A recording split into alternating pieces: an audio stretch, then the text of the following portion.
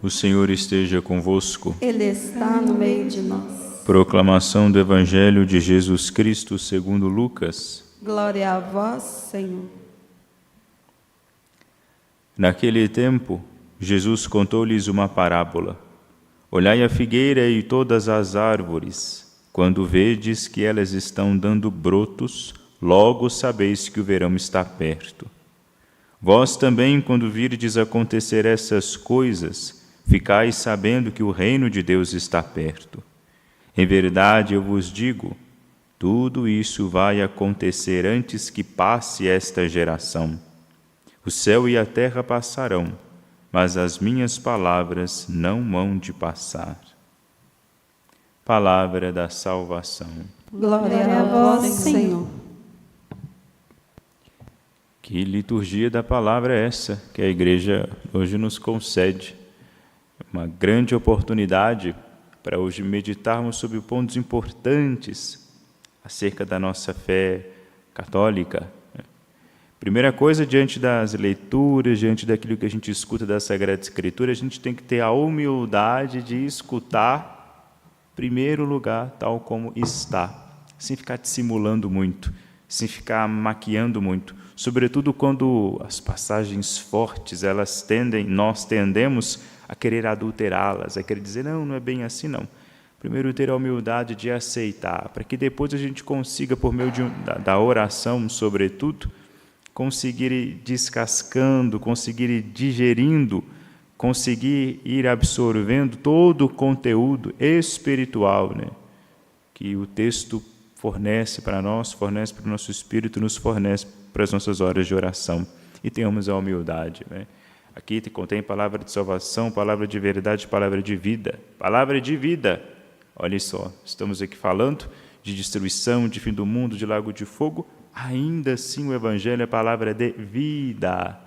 Por detrás disso, por detrás de tudo isso, desses sinais terríveis, está a vida que Cristo veio nos proporcionar, a vida que Ele veio nos trazer. Mas fala de tribulações, fala de sofrimento, fala disso, fala daquilo, de fato, Ele fala, mas um olhar da fé, passar por tudo isso com os olhares da fé, já possuindo, em meio ao vale de lágrimas, já possuindo as realidades eternas, o vale de lágrimas, ele se torna quase que, me permitam dizer, quase que uma piada. Quem passa pelas tribulações com Cristo, quem tem um coração que arde em amor, esperança, consegue suportar as tribulações. E Cristo disse aqui ainda no Evangelho, esta geração não passará sem que estas coisas aconteçam. Que coisas é essas? Eu não posso dizer. Você não pode dizer, poucas pessoas podem dizer, mas ele diz, né? Podemos perguntar, que geração é essa que vai passar? A geração desses para quem ele falou, esses homens, os apóstolos, os seus discípulos que caminhavam com ele, são eles que não viriam todas essas coisas? Parece que não, porque se assim fosse, já era para tudo ter terminado, já era para tudo estar consumado, já era para Cristo ter vindo novamente na sua glória, isso ainda não aconteceu. Essa geração da qual Cristo fala é a geração nossa, a geração destes que existem agora, depois da vinda do Cristo, depois da encarnação, destes que desfrutam, né, agora estes últimos tempos da misericórdia de Deus, o tempo em que a tenda de Deus foi construída definitivamente no meio do povo, efetivamente no meio do povo, em que em Cristo Deus fez no meio dos homens a sua morada. Nós estamos nesse tempo. É o tempo da misericórdia.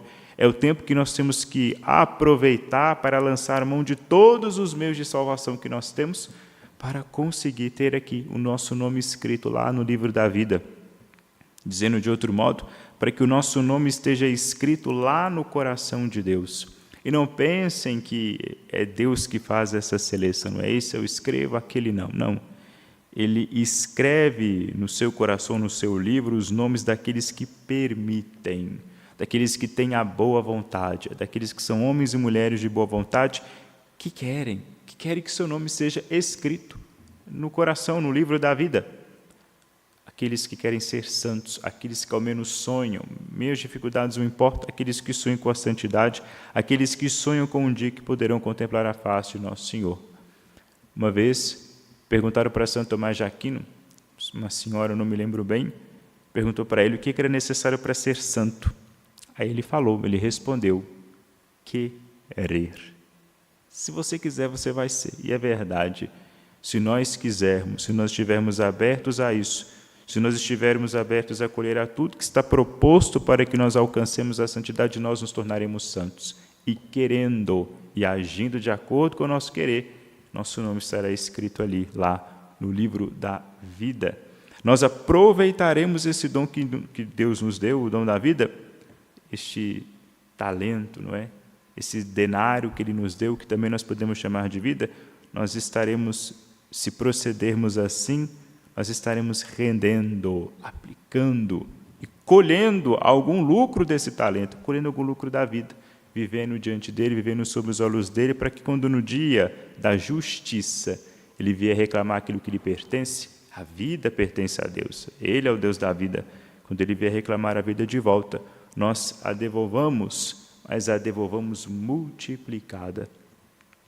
Misericórdia, entendamos, tempo da misericórdia. A misericórdia de Deus, ela não deve nunca ser entendida como um verniz que nós passamos em cima de nossas faltas. Não, ela não é uma desculpa para os nossos erros, mas ela é um presente, é uma força, é uma espécie de garantia de poder. Depois de cair, levantar de novo. Garantia de poder, mesmo sendo miserável, mesmo sendo pobres, nós, ingratos, nós ainda somos amados por Deus. Não é porque nós somos bonzinhos, bonitinhos, mas a misericórdia, a bondade, o amor de Deus, tudo isso deve-se a um fato. Deve-se ao fato de que o próprio Deus é bom. Ele é misericordioso porque Ele é fiel à sua palavra, porque Ele é justo. Deus é misericordioso porque Ele é justo. Olhando para o homem, prometendo para o homem a vida eterna, sendo fiel a si mesmo, Ele vai trabalhar, labutar, para que o homem se convença de que a felicidade, que a vida eterna se encontra em Deus. Ele vai estar disposto a perdoar 70 vezes 7, ou seja, o tanto que for preciso, para que o pecador se converta, porque, sendo justo consigo mesmo, Ele é misericordioso. Ele acaba meio que ignorando a nossa condição frágil e fraca, ele acaba desconsiderando a pobreza daquilo que nós podemos dar para Ele e acolhendo aquilo que nós conseguimos, que nós damos conta de dar. Ele acaba acolhendo aquelas 2 moedinhas, poucas, mas o tudo que nós temos, Ele acaba acolhendo de bom grado. Nestes tempos que nós meditamos sobre os dias que são os últimos, meditemos seriamente sobre a virtude da esperança de contemplar sim a face desse Cristo, meditar a virtude da esperança de que Ele aceite a nossa oferta, meditar a virtude da esperança de que Ele se agrade daquilo que nós somos, daquilo que nós ofertamos a Ele, de que tendo o nosso nome lá escrito no livro da vida, nós possamos viver, não é? A vida daqueles que hoje bradam glória por cima de glória, daqueles que hoje lá contemplam, estão diante do Cordeiro, daqueles que enxergam iluminados pela luz do próprio Cristo, daqueles que vivem, porque no lugar do coração deles bate o coração do Cristo, daqueles que vivem pela vida do próprio Cristo, daqueles plenamente realizados, daqueles plenamente felizes, daqueles que em nada carecem de alguma coisa. Glória ao Pai, ao Filho e ao Espírito Santo. Sempre. Amém.